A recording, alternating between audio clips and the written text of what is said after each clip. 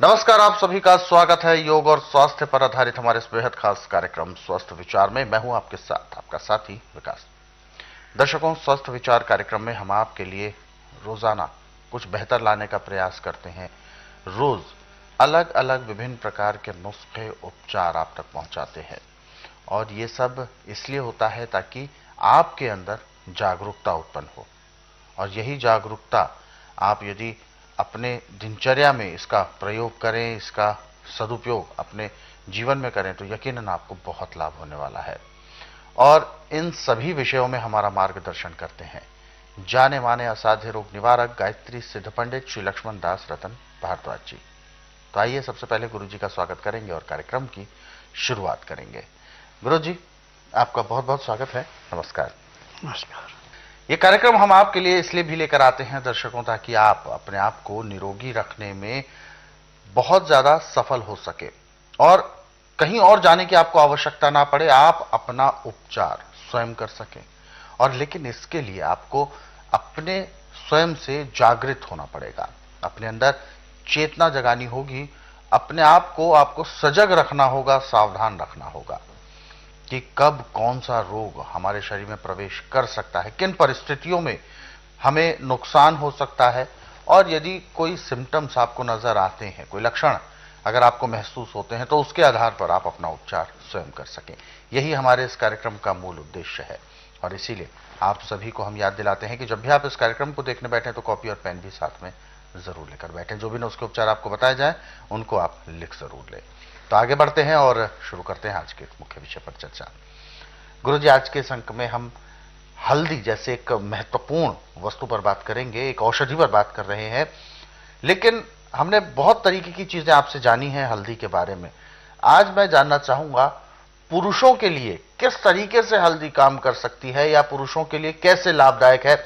महिलाओं के लिए भी बहुत ज्यादा लाभदायक है, बच्चों के लिए भी है, चोट के लिए भी है, हर चीज के लिए। लेकिन पुरुषों के पुरुषत्व के लिए बिल्कुल मैं इस बात पर इसलिए भी वजन दे रहा हूं क्योंकि पुरुष का सबसे जरूरी है गृहस्थ जीवन का अच्छा होना। तो ऐसे में पुरुषत्व को के लिए हल्दी किस प्रकार सहायक होती है?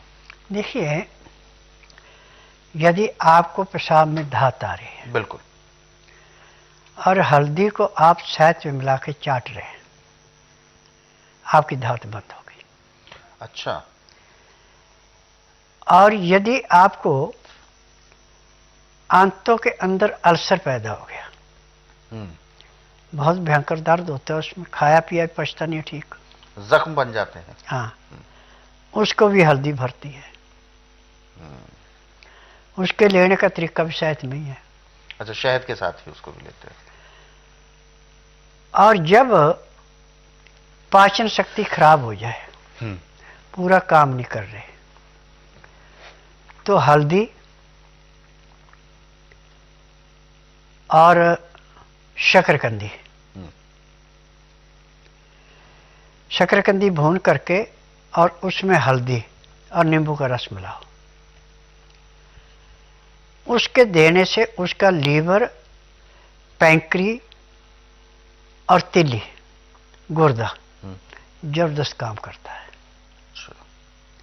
यानी जैसे कोई चीज कीचड़ में फंसी थी, निकाल ली और वो पानी से धो के बिल्कुल साफ कर दी। जब उसकी ठंड भी निकल गई, कीचड़ भी निकल गया, तो कैसे भागती है वो, ऐसे शरीर के अंदर है। यदि आपका खून शुद्ध है, आपको बीमारी कोई नहीं है जी। जब खून के अंदर किसी किस्म का आक्रमण होता है, इन्फेक्शन होता है, तो आपको कमजोरी महसूस होती है। जिनको हमेशा शरीर में टूटा टूटा शरीर रहता है, काम करने को मन नहीं करता, आलस आ जाता है शरीर में, हल्दी को कच्ची, इसमें कच्ची हल्दी चलेगी, कद्दूकस कर लें, कद्दूकस करके उसको घी के अंदर थोड़ा फ्राई कर लें, उसके अंदर आप बिना मसाले का गुड़ मिला दें और उसके छोटे छोटे लड्डू बना लें। एक लड्डू सुबह, एक दोपहर, एक शाम को, 3 लड्डू रोज खाने। उसके खाने का तरीका है कि लड्डू आस्ता आस्ता खाते जाएं, ऊपर से गुनगुना दूध गाय का, बकरी का या सोयाबीन का, भैंस का नहीं दूध लेना, डेयरी का दूध लेना, उसमें केमिकल मिला है।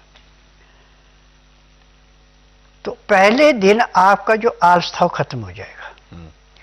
जो आपको कमजोरी महसूस हो रही थी, टूटा टूटा शरीर था, उसमें भी बरस आपका खुद मन करेगा कि मैं ये काम कर लूँ अब। और 15 दिन में आप 45 लड्डू खाएंगे।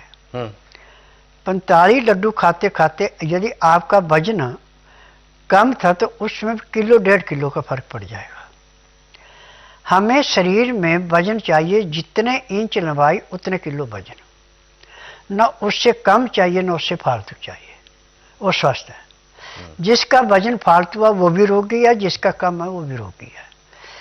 लीवर से जबरदस्ती काम करवाने के लिए, पैंक्री से इंसुलिन बनाने के लिए, पित्ते में तेजाब नॉर्मल रखने के लिए, गुर्दे को बिल्कुल ओवरहालिंग करने के लिए, तिल्ली से पूरा काम लेने के लिए हल्दी एक किस्म का अमृत है। तो ऐसे में हल्दी की अगर जैसे कि बात कर रहे हैं तो ये सर्दी में लेना ज्यादा लाभदायक है या गर्मियों में ज्यादा लाभदायक है? गर्मी, सर्दी, बरसात कोई भी, सब में लाभदायक है। परंतु कच्ची हल्दी जो आपको मिलेगी वो मिलेगी आपको दिसंबर से लेके और फरवरी तक। उसके बाद इसको उबाल के सुखा देते हैं, ज़्यादा रखते हैं, बीज वाली को रखते हैं।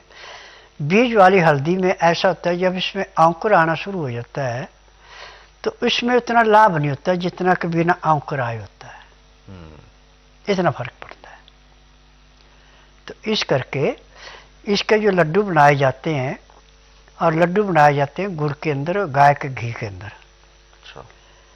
तो ये आप दिसंबर में बनाएंगे, आप जून जुलाई तक खा सकते हैं। जनवरी में बनाएंगे तो आप अगस्त सितंबर तक खा सकते हैं। फरवरी में खाएंगे तो आपको फिर दिसंबर तक भी चल जाएंगे। और तब तक फिर अगला सीजन आ जाता है। बिल्कुल। तो हल्दी यानी जैसा कि इसको हम क्या घर में भी इसको उगा सकते हैं? देखिए, जो अच्छी कुश्ती खेलने वाले पहलवान हैं अब तो पता नहीं क्या क्या खाते हैं। बिल्कुल बिल्कुल। ये दिसंबर से लेके और फरवरी तक 5-5, 4-4 किलो लड्डू बनाते थे। रोटी कम खाते थे, उसको ज़्यादा खाते थे, क्योंकि कुश्ती में नसें भी टूटती हैं। अच्छा। दबाव में खिंचाव पड़ जाता है और शरीर में दर्दें भी होती हैं। बिल्कुल, कोशिकाओं में भी दिक्कत आती है। परंतु वो सब चीज को कंट्रोल रखती है हल्दी। अच्छा, उन सबको भी जोड़ती है। हाँ, रिकवर कर लेती है। हाँ, सारा कुछ जी। क्योंकि जैसा आपने बताया भी था कि जो चोट होती है बाहरी तौर पर, उसको तो हल्दी का लेप करके हम बिल्कुल ठीक कर सकते हैं। एक हमारे पिछले कार्यक्रमों में भी आपने बताई थी चोट के बारे में।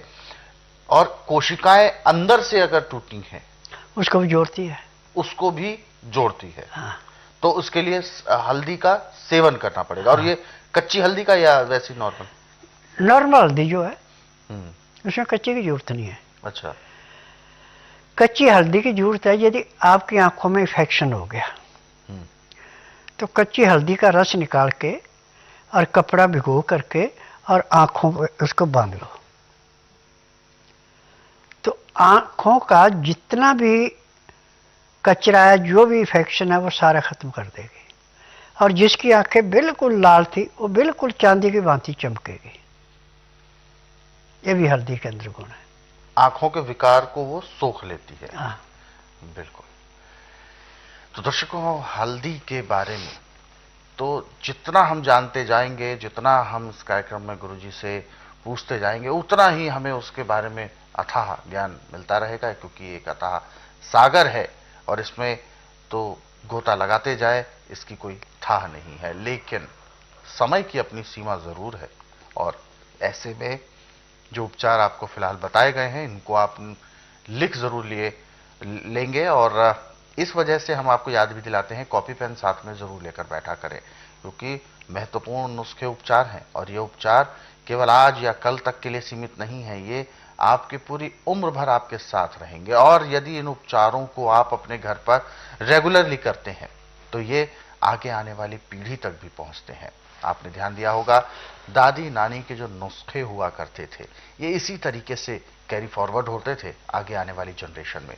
परंतु आज के इस आधुनिक दौर में कहीं ना कहीं हम उन उपचारों से दूर होते जा रहे हैं।